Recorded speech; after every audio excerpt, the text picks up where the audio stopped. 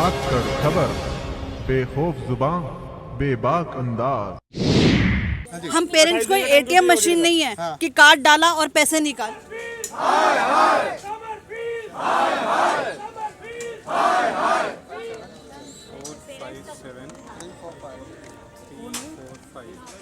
धाकड़ खबर में आपका स्वागत है। मैं हूं इकराम। आज फिर जंतर मंतर पर हूं।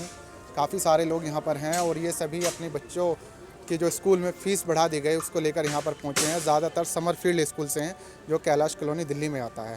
तो इन लोगों की बहुत सारी समस्या है कि अचानक इतनी सारी फ़ीस क्यों बढ़ा दी गई है। इनसे बात करेंगे क्या क्या दिक्कतें आ रही हैं, क्योंकि आज संडे का दिन है और संडे का दिन लोग अपनी फैमिली के साथ बिताते हैं, लेकिन ये यहाँ पर जंतर मंतर पर आकर प्रोटेस्ट करना पड़ रहा है, धरना करना पड़ रहा है। तो लोगों से बात करेंगे क्या क्या दिक्कतें। जी, आपका नाम? मेरा नाम हरजिंदर सिंह है जी। मेरे 2 बच्चे इस स्कूल में पढ़ रहे हैं और कॉन्टीन्यूसली ये स्कूल हर साल एक 10% के आसपास का हाइक हर साल ले रहा है। लेकिन उसके बाद अब अचानक इन्होंने 15% का हाइक भी कर दिया है इस साल। उसके अलावा एरियर मांग रहे हैं। कोई भी किसी तरीके का पेरेंट्स का रिप्रेजेंटेशन है ही अंदर। हम जब अब थोड़ा सा अंदर हम घुसे, हमने बातचीत की, पता करने की कोशिश की, डीओई ऑफिस गए तो पता चला जो एसोसिएशंस वगैरह में जो सिग्नेचर्स लिए गए हैं वो सारे सिग्नेचर्स भी मतलब we don't have any whereabouts of those people. हमें नहीं पता वो लोग कौन हैं जिन्होंने सिग्नेचर किए हैं। जाली सिग्नेचर कर दिए वहाँ पर। अब पेरेंट्स एसोसिएशन के, मैं ये नहीं कह सकता जाली सिग्नेचर, लेकिन इतना कह सकता हूँ कि हमारे पास उन लोगों के वेयर अबाउट्स नहीं है। अगर वो पेरेंट एसोसिएशन है तो इसका मतलब वो हमें रिप्रेजेंट कर रहे हैं, पेरेंट्स को रिप्रेजेंट कर रहे हैं, तो हमें उनके बारे में पता ही नहीं है, तो हमें कैसे रिप्रेजेंट कर रहे हैं। नंबर 1। नंबर 2, हमने वहाँ पर जाके जब प्रिंसिपल से मिलने की बात की, हमें टाइम दिया गया कि जी आप 2 दिन इतने बजे आ जाइए। पेरेंट्स इकट्ठा होकर जब गए तो हमारे मुंह पे दर्जे मार दिए गए कि जी हम नहीं मिल सकते आपसे। कोई रीजनिंग तक नहीं दी गई कि आप हमसे क्यों नहीं मिल सकते। एटलीस्ट हमारा एज ए पेरेंट्स इतना राइट्स तो बनता है कि पूछें कि भाई आपका जो हाइक है वो किस बेसिस पे है, उसका कोई बेसिस तो होगा। हर बात पे सिर्फ एक चीज़ की तलवार लटका दी जाती है कि जी ये जो स्कूल है वो प्राइवेट लैंड पे बना है। अगर प्राइवेट लैंड पे भी कोई स्कूल बना है so I am sure some sort of licensing system तो ज़रूर होगा ना, क्योंकि एजुकेशन इंस्टीट्यूट है ये बच्चों के लिए। आज हम बात कर रहे हैं राइट टू एजुकेशन, ये राइट टू एजुकेशन की जगह राइट टू एक्सट्रॉशन हो गया है। हर बार इतनी फ़ीस बढ़ती है। उसके अलावा जैसे मैंने बताया एरियर ले रहे हैं और कोई जस्टिफिकेशन नहीं है, कोई हमारे पास डॉक्यूमेंटेशन नहीं आ रहा है ऐसा। यहाँ तक कि हरास करना शुरू कर दिया है पेरेंट्स को, साथ के साथ बच्चों को भी। उनको कह रहे हैं कि आप अपनी जी फीस लेके आओ। यस। इसको लेकर आपने कहीं शिकायत शिक्षा मंत्री या फिर दिल्ली के जो हमारे चीफ मिनिस्टर हैं उनसे बात की है? बिल्कुल सर, पेरेंट्स के दिल्ली पेरेंट्स एसोसिएशन भी और बाकी इस ग्रुप के सदस्य भी चीफ मिनिस्टर से मिलने गए थे बाकायदा, तो उन्होंने उस टाइम मिलने से ही मना कर दिया था। पहली चीज़ तो ये हुई थी। जो स्कूल में भी है, हमने स्कूल में 2 मीटिंग्स करी। उसमें भी पहली बार जब स्कूल में गए तो उन्होंने हमें कहा कि आप अपनी एप्लीकेशन कॉपी दे दो और 7 डेज़ के बाद फिर आके मिल लेना। फिर हम सेकंड टाइम गए हैं, जिसमें हमारे साथ अभिषेक दत्त जी है, म्यूनसिपल काउंसलर थे, वो हमारे साथ में गए थे। दिल्ली पेरेंट्स एसोसिएशन की अध्यक्ष अपराजिता गौतम जी हमारे साथ गई थी और 3 और मेंबर थे, जिसमें मैं भी एक मेंबर था। तो उन्होंने हमें ये कहा कि आप हमें 3-4 दिन का टाइम दें। पिछले मंडे का टाइम उन्हें इस मंडे का टाइम जो बीत गया है उसका टाइम हमें दिया था। जब हम स्कूल में पहुँचे तो पुलिस वहाँ पे पूरी अपनी मुस्तैद थी, साथ ही साथ सीआरपीएफ भी आई हुई थी। हम सिर्फ यही कहना चाहते हैं, हम पेरेंट्स हैं, we are not terrorist, we have paid already hiking fees, we have already पढ़ा रहे हैं। और उसके बाद चलो फिर भी हम ये कह रहे हैं, अब बल्कि हमने यही कहा चलो आप हमारी प्रोटेक्शन के लिए हो, अब तो हमें ही आप यहाँ पे आगे डर लगने लग गया। हमने उसमें ये चीज़ भी कही है। एक चीज़ और हम ये चीज़ क्लियर करना चाहते हैं आपके माध्यम से कि पेरेंट्स एज वी पेरेंट हम फीस देने से मना नहीं कर रहे हैं। हमारे को स्कूल से भी कोई प्रॉब्लम नहीं है। आज तक हम ये 10% का हाइक देते रहे हैं, लेकिन कहीं ना कहीं जाके ये रुकना होगा, क्योंकि अब ये 15% पे आ गए, आगे जाके और बढ़ेगा, फिर एरियाज भी मांग रहे हैं।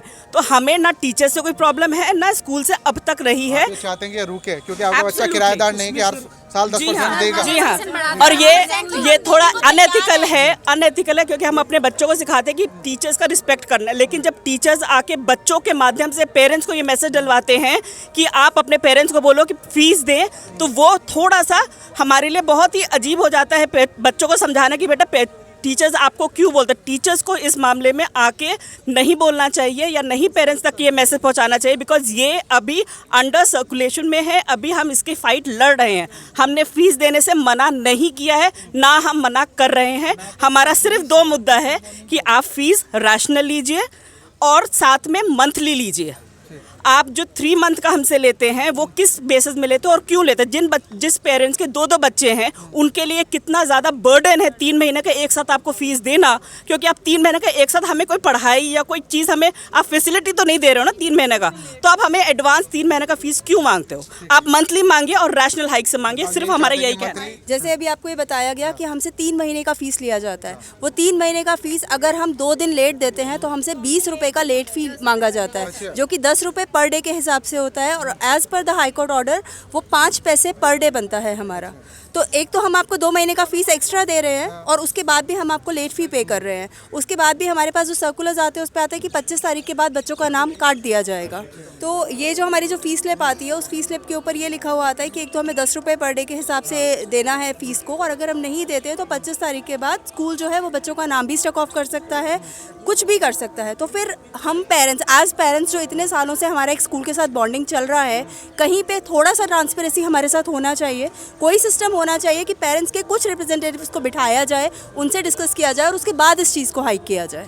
सर देखिए बहुत अच्छी बात बोली इन्हें, एक ट्रांसपेरेंसी ज़रा सी भी नहीं है, क्या चल रहा है वो बताया नहीं जाता, ऊपर से कोई जवाब अगर ये मांगते हो तो दिया नहीं जाता। आप कुछ कह रहे हैं? मुझे एक बात करनी है। डीओ ऑफिस में जब हम गए थे 4 दिन पहले, तो उसमें डीओ ऑफिस ने कुछ जो वहाँ के डायरेक्टर हैं उन्होंने खुद बोला था, चतुर्वेदी जी ने, कि पिछले 4 साल से समरफील्ड स्कूल वो लॉ और के तरीके से फॉलो नहीं कर रहा। जो पीटी फॉर्म होनी चाहिए, डीओई ऑफिस को इन्फॉर्मेशन होनी चाहिए, जब वो 4 साल से ये चीज़ें फॉलो नहीं कर रहा तो गवर्नमेंट कहाँ से हो रही है? वो स्टेप क्यों नहीं उठा रही? वो कोई एक्शन, इलीगल एक्शन के अगेंस्ट लीगल एक्शन क्यों नहीं ले रही?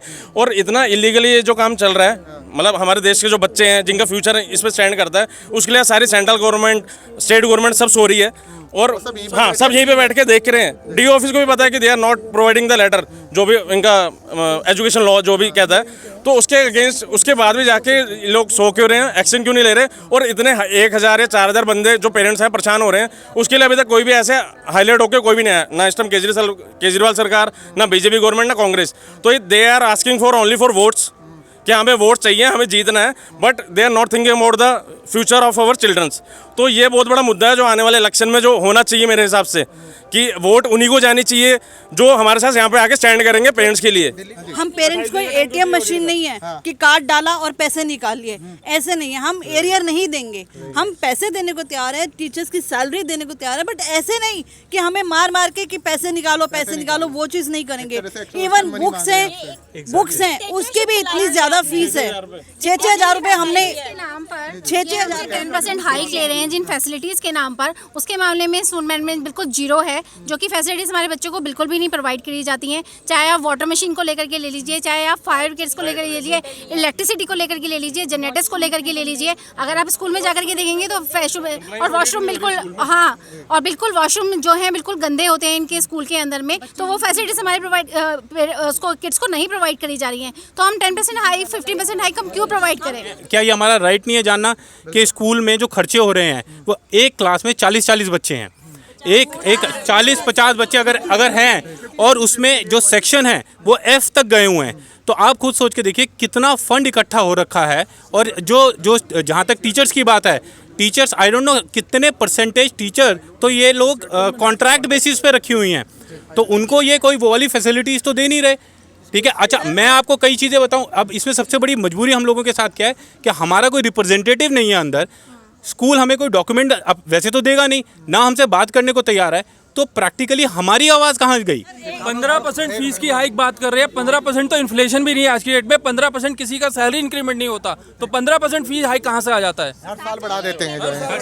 देखिए ऐसा है, हमारे स्कूल के अंदर इतना बड़ा स्कूल है, लगभग 7-7.5 हज़ार रुपये पर मंथ की फीस है, जो कि अब बढ़ कर के इतनी हो गई है। चल ये सभी क्लासेस की बता रहा हूँ, सभी क्लासेस की 15% फीस बढ़ी है, और साथ में 6,000 रुपये पर क्वार्टर, यानी कि 24,000 रुपये साल के एक्स्ट्रा हमारे से लिए जा रहे हैं। ठीक है, उसके बावजूद भी हमारे स्कूल के अंदर इतनी शर्म की बात है कि RO नहीं लगा हुआ। मतलब बच्चों के पीने के लिए पानी की भी सुविधा नहीं। अगर आप स्कूल के अंदर एक राउंड लगा के आते हैं, जहाँ पे पानी का जो डिस्पेंसर या वो लगा हुआ है वहाँ पे उसके आसपास सारे मच्छर मक्खियाँ ऐसे घूमते हैं जैसे हमारे मतलब कि जो हमारे जो सड़क के किनारे जो लगा होता है उससे भी गंदी हालत।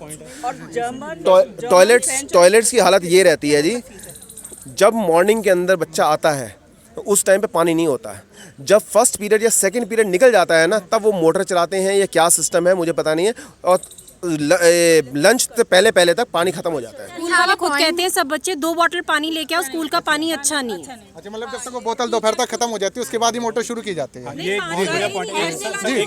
सर एक चीज और बताऊं, स्कूल के अंदर बच्चे 8 घंटे स्कूल में रहते हैं, पानी कितना चाहिए होता है, हम कितनी बोतल देंगे बच्चों को पानी पीने के लिए। वैसे ही बच्चों का बैग इतना हैवी हो जाता है, ऊपर से हम 2-2 बोतल अगर उनको पानी की दे देंगे तब भी पानी खत्म हो जाता है, और पानी इतना गंदा है, टीचर्स अपनी खुद पानी लेके आती है। सर देखिए मैं आपको मुद्दा है, लेकिन क्या कि ये सब पार्ट है स्कूल में जो सर्विसेज है। तो देखिए सर्विसेज भी तो स्कूल के नाम पे जो धंधेबाजी चल रही है वो यही नहीं पूरे देश में चल रही है, और स्कूल को सिर्फ एक धंधा, शिक्षा को जो है एक धंधा बना के रख दिया गया है। बच्चों को पानी तक की सुविधाएं नहीं दी जा रही है, और हर साल 10 से 15% फीस जो है बढ़ा दी जाती है। माँ बाप है कहाँ से लाएंगे, इतनी तो सैलरी भी बढ़ती नहीं है, हर साल जितनी ये फीस बढ़ा दे रहे हैं। बच्चों को सिर्फ किराएदार समझ के रखा कि हर साल 10% बढ़ा दो।